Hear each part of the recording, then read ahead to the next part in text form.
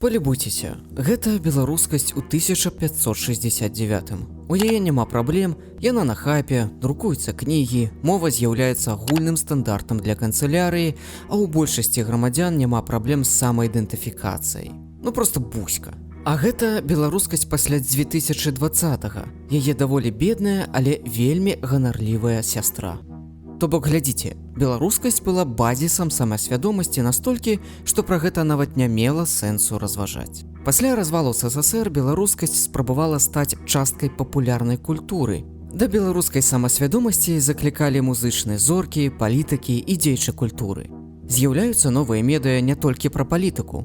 Здавалася б, запыт такі моцны, але чаму беларускасць стала такой нішавай? У гэтым месцы, вядома, вы пачняце пісаць каментар пра расіфікацыю, зачыненне школ, рэферэндум 96-га і будзеце мець рацыю. А што калі я скажу вам, што ў гэтым медалі ёсць іншы бок? Націсніце на падпіску з падабайкай, а я паспрабую разабрацца з тым, чаму беларускасць забівае сябе нават у тыя часы, калі ёй нічога не перашкаджае. А пакуль вы п'яце гарбату, мы паспрабуем знайсці кропку ў часе, пасля якой тэндэнцыя беларускасці стала патыхаць вар'яцтвам.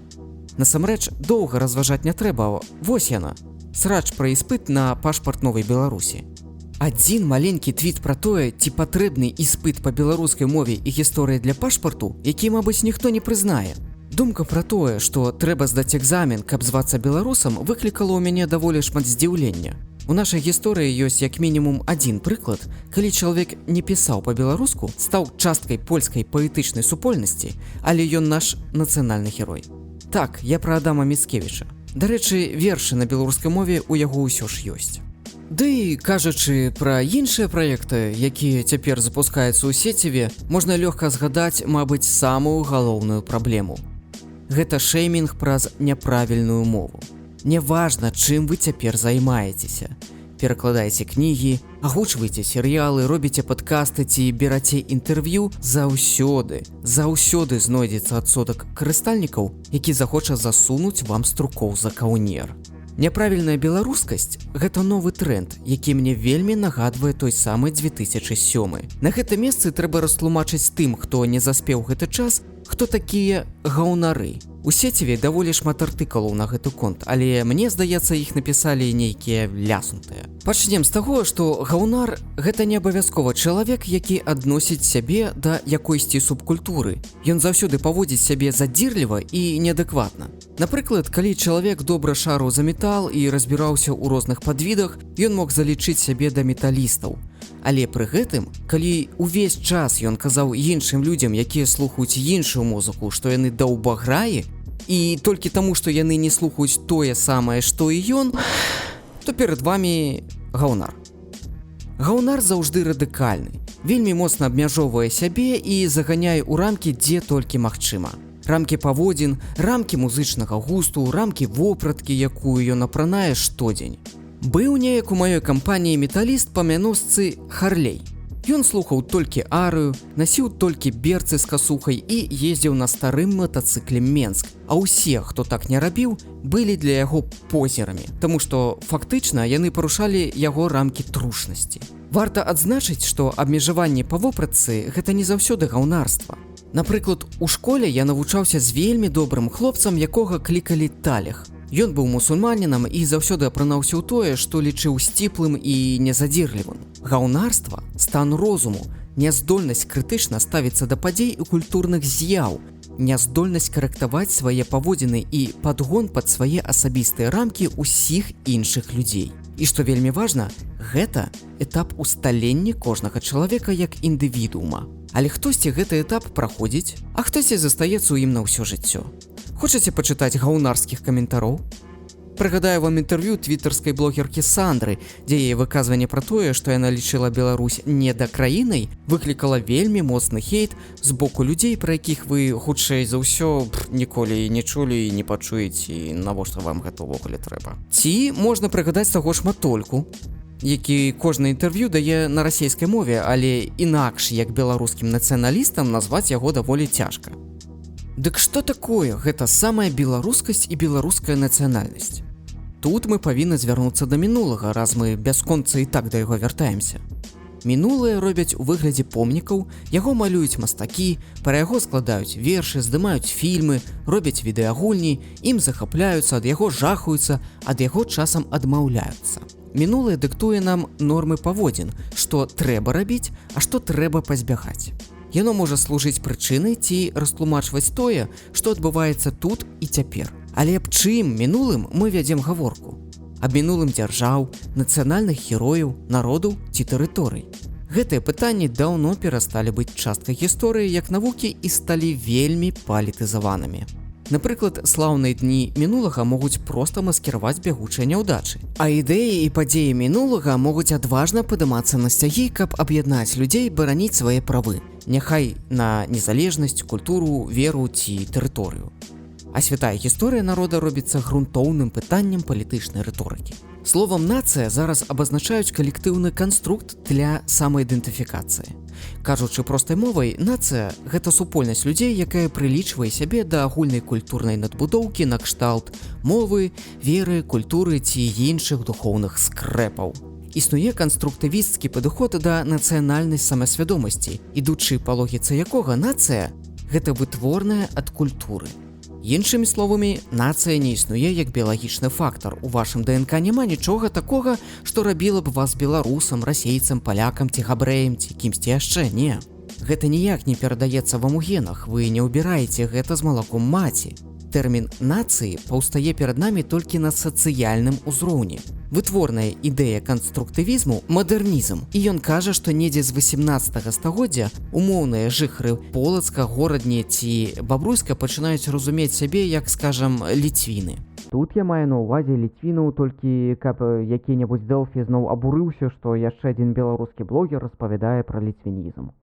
Называйце, як пажадаеце, ліцвіны, беларусы, рагачоўская згушчонка ці баявы верталёт Макдоналд Дуглас 64 Апач. Лічыцца, што гэты працэс канчаецца недзе ў 20 стагоддзі. Таму, калі пачуеце пра тысячагадовую гісторыю якой-небудзь Масковіі, то рабіце зніжку на тое, што ніякія маскавіты сябе расейцамі не лічылі. Калі гэта было трэба, іх палітыкі даволі хутка збягалі ў Літву, а той жа Міхаіл Глінскі спакойна рэлацыраваўся, калі дупу стала моцна прапякаць. Увогуле, большасць жыхароў сярэднявечнай Еўропы нічога, акрамя роднай вёскі, за жыццё не бачыла, а тэхнічным дасягненнем былі свечы з гною. Адна з галоўных рыс сярэднявечча – адсутнасць нацыянальнай мяжы ў краін, уласна, як і нацыянальных дзяржаў. Агульным фактарам аб'яднання на той час была рэлігія. Калі параўноўваць культуры ў сярэднявечнай Еўропе, мы адразу бачым агульныя рысы. Няхай гэта Чэхія, Польшча, Літва ці Славакія. Агулам гэта культура хрысціянская, а раманская архітэктура па факце універсальная для ўсіх краін.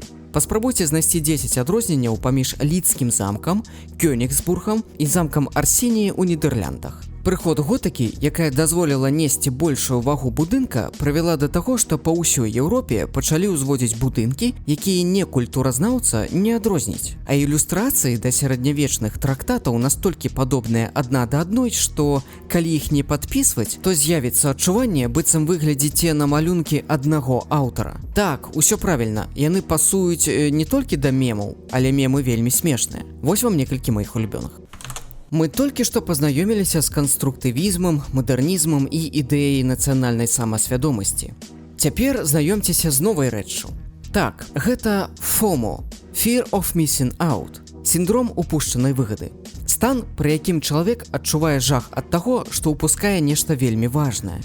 Гэта даволі новы тэрмін, які з'явіўся ў эпоху інтэрнэту. Бо калі раней мы бачылі толькі суседзей па вёсцы, то цяпер перад табой у інстаграме адкрыты ўвесь свет.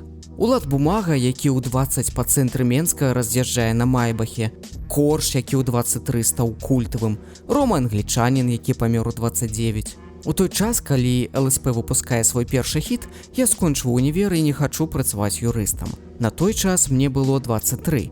Таксама 23, калі Тупак выпусціў свой найвядомейшы альбом. А пра Кабэйна ці Уайнхаус пагатоў прамаўчу. А цяпер мне 30, трэба ўжо і на пенсію сыходзіць. Выкажу не сваю думку.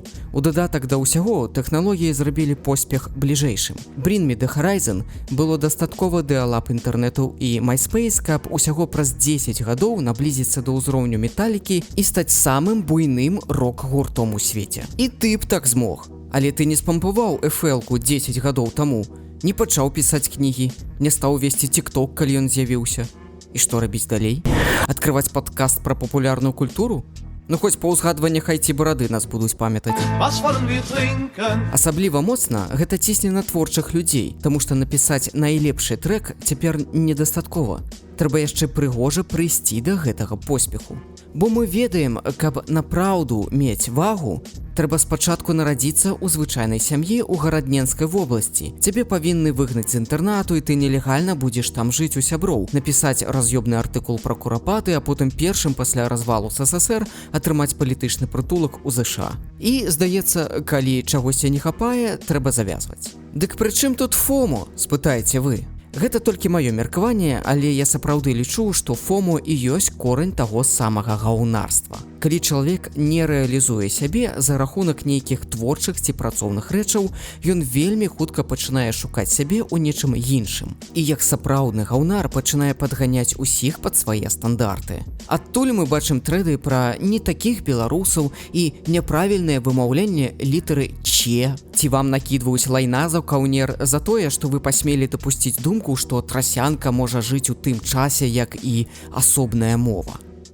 Хочаш пісаць старашкевіцай? Гаўна табе ўрыла. Хочаш карыстацца лацінкай? Струкі смакчы, бо не прынята. Пасмеў выказаць здагадку, што архаічны варыянт лацінкі лепей за афіцыйны? Ну ты вар'ят, трымай струка ў дышаль. Калі мы распачыналі падкаст першы гікаўскі, галоўным страхам Вадзіма было не тое, што мы можам апынуцца ў пастцы пад назвай «Ты робіш лайно ў сваім маленькім свеце, таму што ты не разумееш, што ты насамрэч робіш лайно ў сваім маленькім свеце», а тое, што нам будуць накідваць за выкарыстанне трасянкі. Як вялікі аматар гурту Broken Side і кранккора ў цэлым, вельмі раю пачытаць гісторыю гэтага гурту. Хутчэй за ўсё, калі нехта ўзгадвае словазлучэнне «эма-рэп», вы сабе ўяўляеце Lil Peep ці XXXTentacion. Але менавіта Broken Side зрабілі ціхую рэвалюцыю ў музыцы. Іх прыёмамі карыстаюцца амаль усе рэперы новага часу. The Guardian назвала іх найгоршым, што адбылося з музыкай. А Metal Edge самай жахлівай ебанінай, якая толькі была на Vans Warped Tour. І нічога. Гэтага ніхто не памятае, ім дагэтуль рэспектуюць тыя, каго ты слухаеш у Spotify. Нават нягледзячы на тое, што трушнымі іх у час папулярнасці ніхто не лічыў. Гэта ўсё пра тое, што вам нічога не перашкаджае выказаць сваю думку на любы конт. Глядзіце, я пачну. Зянон Пазняк. Вядома, ён вельмі круты. Ён змагаўся за незалежнасць, адкрыў курапаты, вёў вельмі моцную прэзідэнцкую кампанію і ў выніку з'ехаў з глузду. Цяжка нават уявіць сабе, колькі лухты і шчырага вар'яцтва ў тых інтэрв'ю, што ён дае зараз. Асабліва з моцнай дзёрзкасцю аўдыторыя Зянона паводзіць сябе ў інтэрнэце. Яна амаль заўсёды першая, каб накінуць гаўна на любую ідэю, якая з'яўляецца ў медыяпрасторы. Ну і калі ласка, не ведаю, чаму ўсе забываюць пра існаванне кнопкі «Заблакаваць». Я шчыра не веру ў існаванне тру беларуса. Ну, ведаеце, такога вышыванцы, з дранікамі ў руках. На беларускай мове ён пачаў размаўляць у матчыным улонні, а яго прабабка літоўка, а прадзед з Палесся. Я ведаю, пра што кажу, бо сам нарадзіўся ў Магілёве. А першага чалавека, які размаўляе па-беларуску ў маім асяроддзі, убачыў у 15. Гэта было на Коле, каля Дубравінкі. Там жа я даведаўся пра малады фронт, які мяне пазнаёміў з музыкай гурта «Глюкі». Там я піў піва з Янкам Маузерам і змагаўся на руках з Ромам Англічанінам, якога ў той час проста ўсе клікалі дурыкам.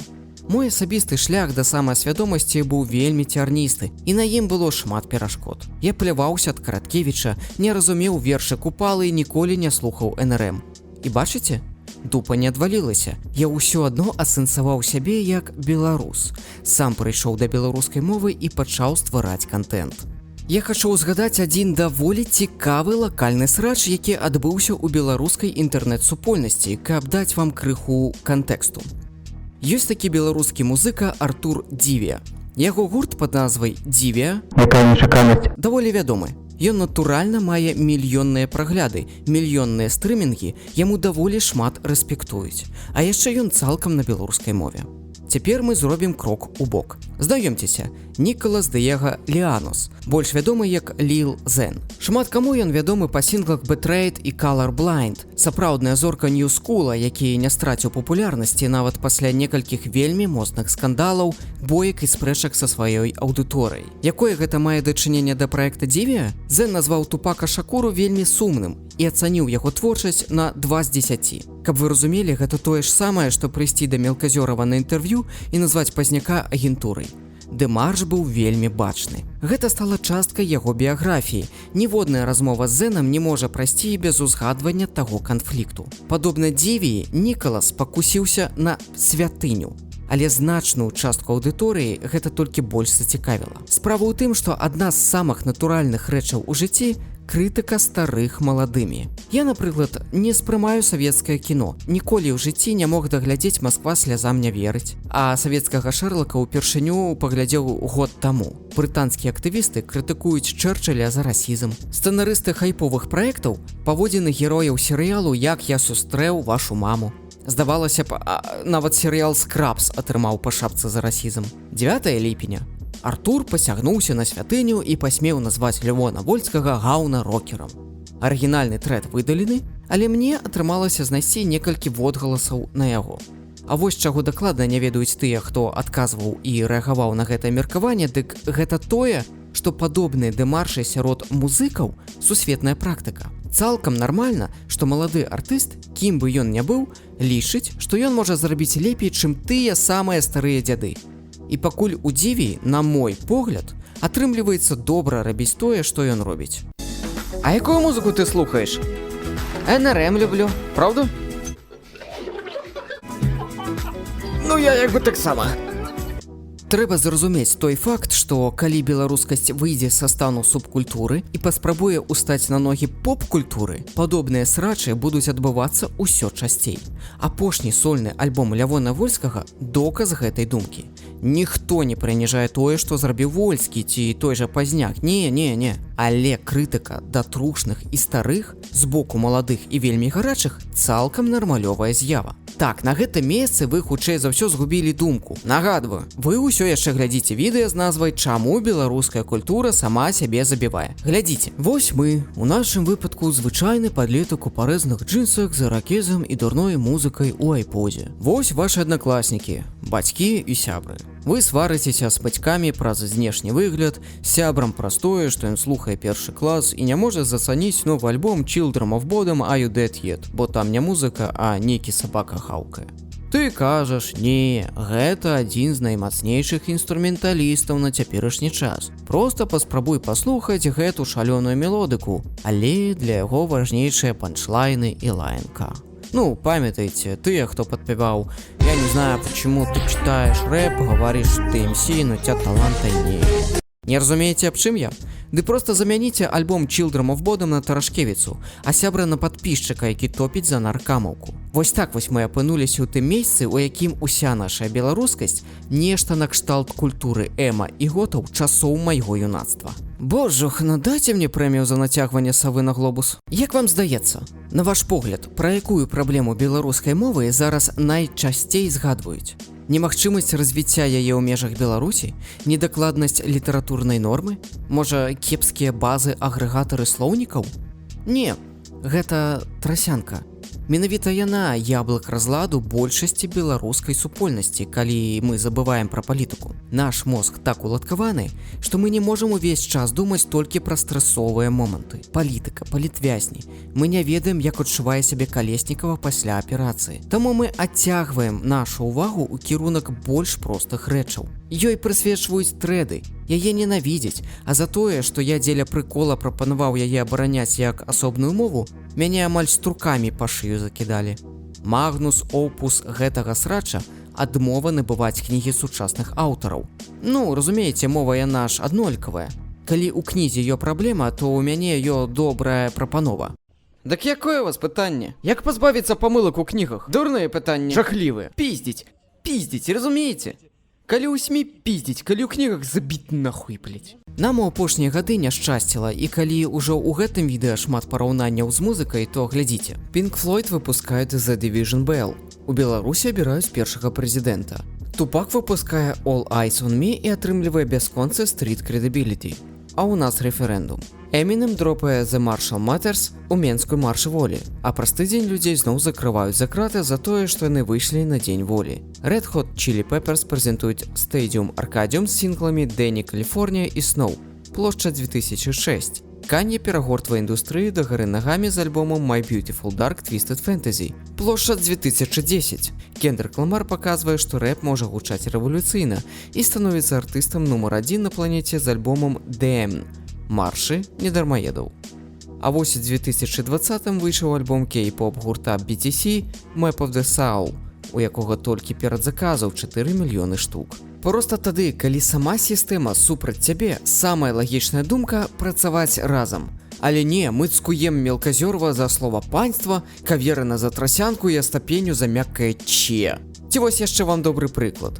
Гэта Алексей Картыннік. Вы яго хутчэй за ўсё ведаеце як IT-бараду. Чалавека заспела вайна ва ўкраіне, ён адмовіўся ад амаль усіх рэкламадаўцаў, праз што страціў заробак.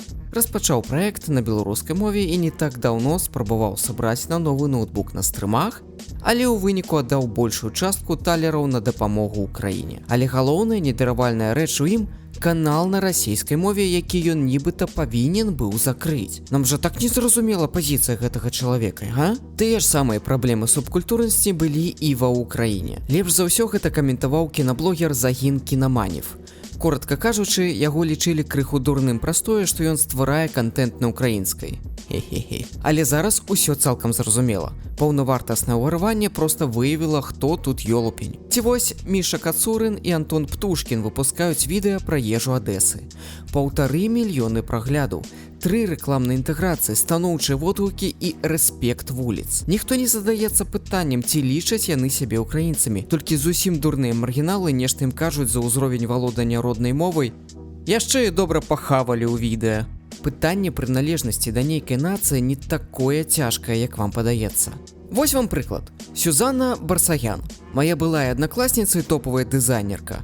Калі я не памыляюся, яна армянка па крыві, але ёй гэта ніяк не замінула пераехаць у Расею, набіць татуіроўкі з Мікалаем II і пачаць лічыць сябе расейкай. Увогуле, у Расеі расейцам сябе могуць лічыць амаль усе, хто учора і некалькіх слоў па-расейску звязаць не мог. Лидер американской рок-группы Limp Bizkit Фред Дёрст не против жить в Крыму. У той жа момант чалавек можа лічыць сябе габрэем, калі яго матка габрэйка, ці ён прайшоў працэдуру гіюра.